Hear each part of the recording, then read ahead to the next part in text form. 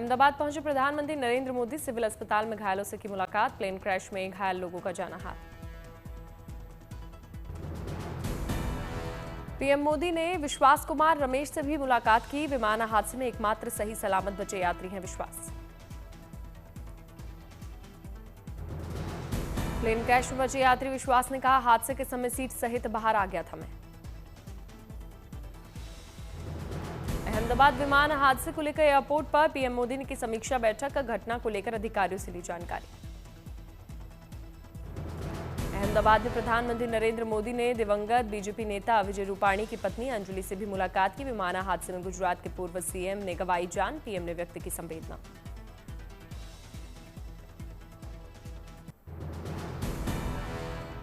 PM Modi के साथ गुजरात के मुख्यमंत्री भूपेंद्र पटेल मौजूद, केंद्रीय उड्डयन मंत्री राममोहन नायडू समेत तमाम अधिकारी मौजूद रहे। अहमदाबाद एयर इंडिया विमान हादसे वाली साइट पर पहुंची फॉरेंसिक टीम, घटना में 265 लोगों ने गंवाई जान। अहमदाबाद सिविल अस्पताल में सुरक्षा सख्त है, एसपीजी के निर्देश पर पुलिस सतर्क, घायलों का यहां चल रहा है इलाज। अहमदाबाद विमान हादसे पर आईएमए ने जताया शोक, घायलों के इलाज में जुटी मेडिकल टीम।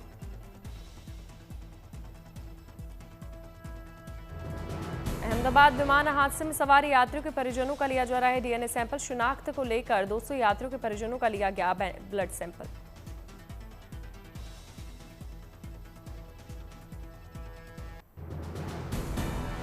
कांग्रेस सांसद शशि थरूर ने अहमदाबाद विमान हादसे पर दुख जताया, सोशल मीडिया पर लिखा, पीड़ित परिवारों के प्रति मेरी संवेदनाएं, ओम शांति।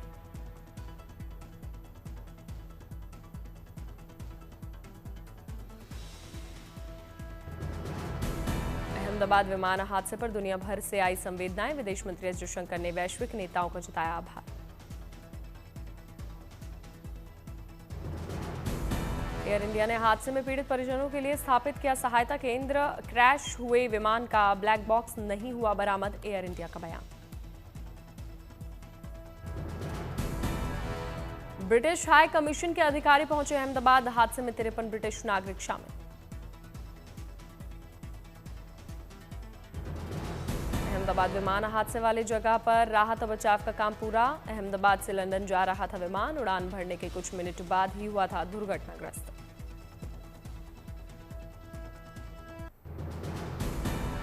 अहमदाबाद सिविल अस्पताल के पोस्टमार्टम रूम में 70 से 80 डॉक्टर्स की टीम तैनात, डीएनए मिलान के बाद परिजनों को सौंपे जाएंगी डेड बॉडी। अहमदाबाद विमान घटना से बाल बाल बची भूमि, ट्रैफिक जैम के चलते मिस हुई थी फ्लाइट।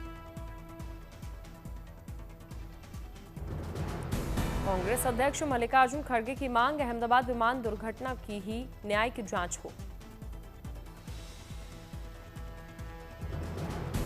एयर इंडिया के विमान की थाईलैंड में इमरजेंसी लैंडिंग, प्लेन में बम होने की मिली सूचना, थाई अधिकारियों के संपर्क में भारतीय दूतावास। फुकेत से दिल्ली आ रहा था एयर इंडिया का विमान, 156 यात्री थे सवार।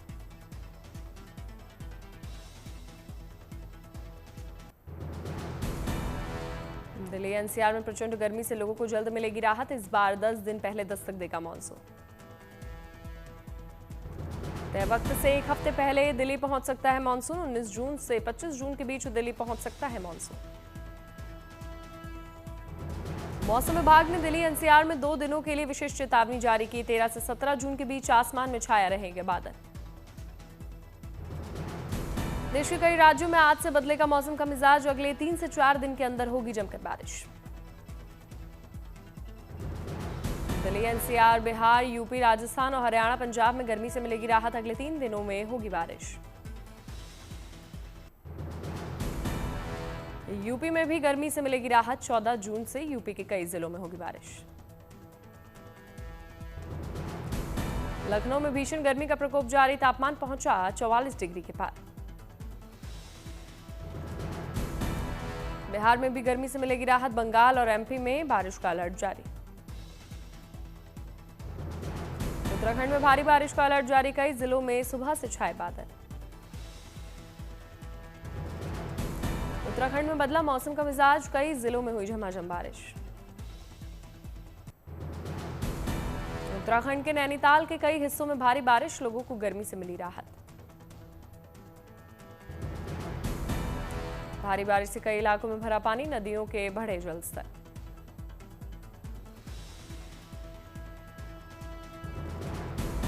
केरल, तमिलनाडु, महाराष्ट्र के कई हिस्सों में भारी बारिश का ऑरेंज अलर्ट, गोवा में भारी बारिश की संभावना।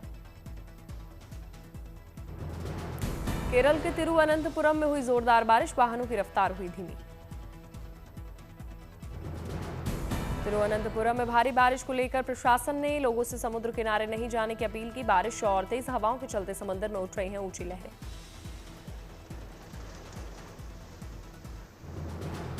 श्रीगंगानगर में पारा पहुंचा 48 डिग्री के पार, लोग तपती गर्मी से बेहाल। बॉर्डर के इलाकों में पारा 52 डिग्री सेल्सियस। मौसम विभाग के मुताबिक अगले 3 से 4 दिनों तक जारी रहेगा गर्मी का तांडव। सड़कों पर किया जा रहा है पानी का छिड़काव।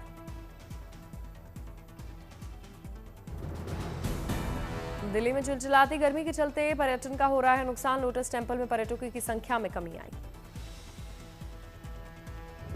प्रयागराज में गर्मी के चलते लोगों का सड़क पर चलना मुश्किल हुआ। लोग गर्मी से राहत पाने के लिए ले रहे हैं शिकंजी का सहारा।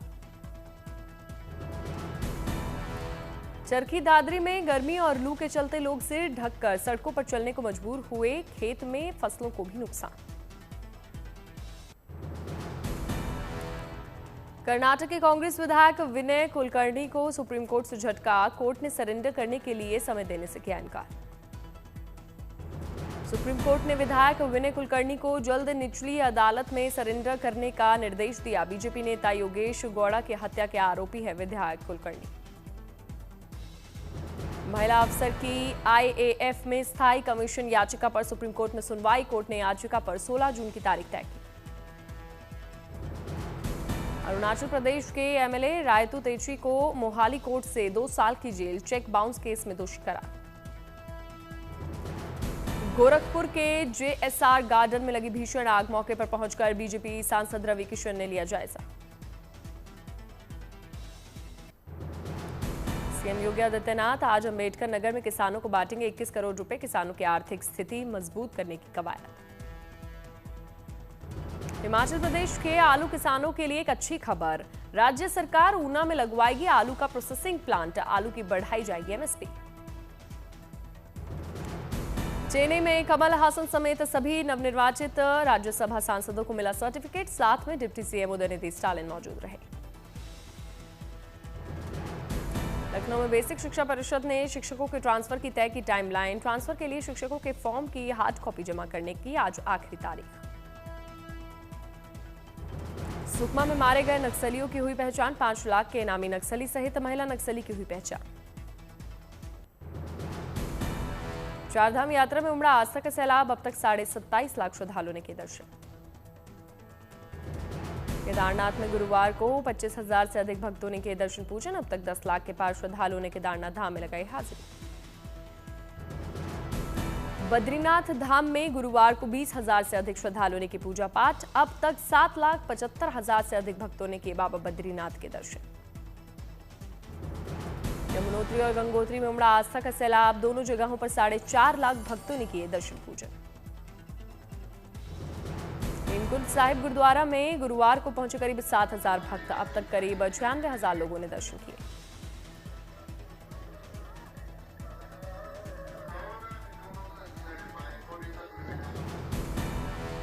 लखनऊ में सीएम योगी आदित्यनाथ ने मथुरा और कानपुर के विकास कार्यों को लेकर की समीक्षा बैठक, सीएम ने अधिकारियों को दिए दिशा निर्देश।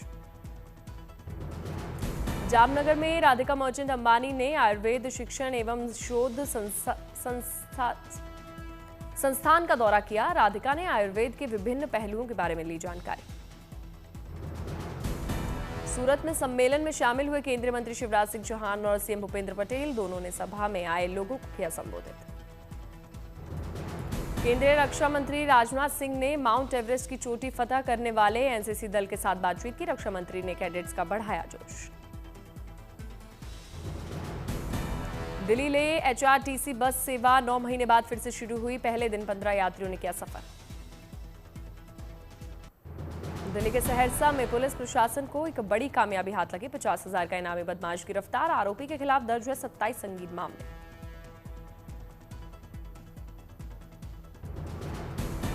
बेगूसराय में पुलिस को मिली बड़ी सफलता। शिक्षक हत्याकांड मामले में 3 लोगों को किया गया गिरफ्तार। कटिहार में पुलिस ने की बड़ी कार्रवाई। कोड़ा गैंग के 17 सदस्यों को गिरफ्तार किया, पूछताछ जारी। मथुरा में पुलिस और बदमाश के बीच मुठभेड़, 20,000 के इनामी बदमाश गिरफ्तार, पूछताछ जारी। हरिद्वार में पुलिस ने की कार्रवाई। होटल व्यवसायी पर फायरिंग करने वाले 2 बदमाशों को पंजाब से किया गया गिरफ्तार। फिल्म फादर का पोस्टर जारी। पोस्टर में स्कूटर पर अभिनेता डार्लिंग कृष्णा के साथ आनंद पड़ित आ रहे हैं नजर। जल्द सिनेमाघरों में होगी रिलीज।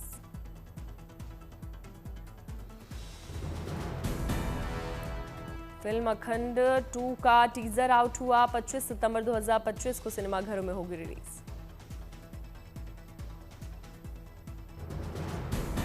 द बंगाल फाइल्स का टीजर जारी। 5 सितंबर को सिनेमाघरों में होगी रिलीज।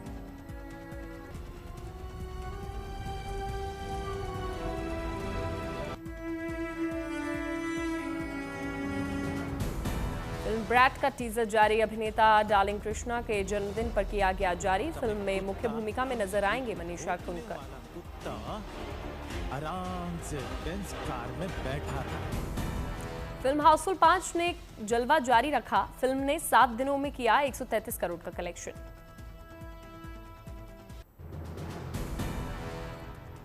इजराइल का ईरान पर बहुत बड़ा अटैक। दर्जनों मिलिट्री और न्यूक्लियर साइट्स तबाह। ईरान ने किया जवाबी हमला। इजराइल पर दागे 100 से अधिक ड्रोन। ईरान को लेकर इजराइल का दावा। कई परमाणु वैज्ञानिकों और कमांडर्स के खात्मे की बात। ईरान पर इजराइल के हमले पर आई अमेरिका की प्रक्रिया। विदेश मंत्री मार्को रूबियो ने प्रतिक्रिया दी और इजराइल ने ईरान के खिलाफ एकतरफा कार्रवाई की, ये कहा। ईरान पर एक्शन के बीच इजराइल के पीएम नेतन्याहू का संदेश। कहा, सेना और सुरक्षा एजेंसियों के निर्देशों का पालन करें, ये फैसले की घड़ी। हमले के बाद इराक ने अपने एयर स्पेस को बंद किया। सभी विमानों के आवाजाही पर लगाई रोक। ईरान इराक में उड़ानों के खतरे को देखते हुए दिल्ली एयरपोर्ट ने यात्रियों के लिए जारी की एडवाइजरी। उड़ान प्रभावित होने की कही बात। इजराइल ने ईरान पर हमले का दिया नाम। ऑपरेशन राइजिंग लाइन के तहत इजराइल ने दागी मिसाइलें।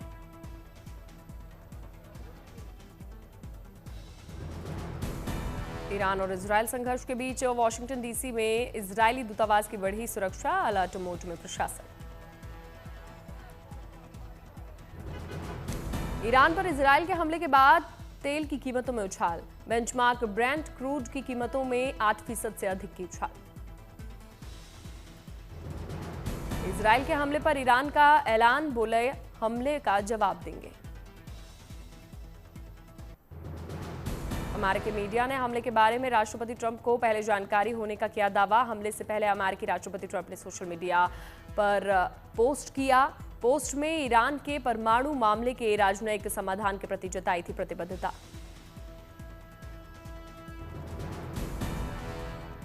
मध्य पूर्व में बढ़ते तनाव पर दुनिया के कई देशों ने जताई चिंता। ऑस्ट्रेलिया और न्यूजीलैंड समेत कई देशों ने बातचीत से समाधान का किया आह्वान। ईरान और इजराइल के बीच सैन्य तनाव को इलाके की स्थिरता के लिए खतरा बताया। लॉस एंजलिस में नेशनल गार्ड की तैनाती पर अदालत ने लगाई अस्थायी रोक। राष्ट्रपति ट्रंप के फैसले को गैरकानूनी बताते हुए नेशनल गार्ड को कैलिफोर्निया गवर्नर के नियंत्रण में भेजे जाने के निर्देश। कैलिफोर्निया गवर्नर गेविन न्यूसोम में फैसले को बताया लोकतंत्र के लिए एक बड़ा दिन। फैसले के लिए अदालत के प्रति जताया आभार। लॉस एंजलिस में सेना की तैनाती के ट्रंप प्रशासन के फैसले को कैलिफोर्निया गवर्नर ने दी थी अदालत में चुनौती। उत्तर पश्चिम लंदन के मंदिर में एयर इंडिया विमान हादसे के बाद गमगीन माहौल। लोगों ने हादसे पर जताया दुख। दिवंगत आत्मा की शांति के लिए की प्रार्थना। अहमदाबाद एयर इंडिया हादसे के पीड़ितों को कुल $1,71,000 का मिलेगा मुआवजा। एयर इंडिया की बीमा पॉलिसी पर निर्भर करेगा भुगतान का अंतिम आंकड़ा। मई 2025 में रिटेल इन्फ्लेशन 6 साल के निचले स्तर पर 2.82% पर आई। खाने पीने के सामान की कीमतों में कमी आने से घटी महंगाई। कारों की बिक्री कम होने से कार डीलर्स के पास 52,000 करोड़ रुपए की बिना बिकी गाड़ियां। भारी डिस्काउंट के बाद भी लोग गाड़ियां खरीदने में नहीं दिखा रहे हैं दिलचस्पी। ऑटोमोबाइल सेक्टर चीन पर रेयर अर्थ मैग्नेट्स की निर्भरता कम करने के लिए 3 कदमों पर कर रहा काम। इलेक्ट्रिक वाहनों के लिए सप्लाई चेन मजबूत करने की तरफ उठाया जाएगा कदम। नितिन गडकरी ने कच्चे एथेनॉल पर 5% जीएसटी और फ्लेक्स फ्यूल वाहनों पर 12% जीएसटी की मांग की। कहा, पेट्रोल और डीजल पर निर्भरता कम करने के लिए बेहद जरूरी कदम।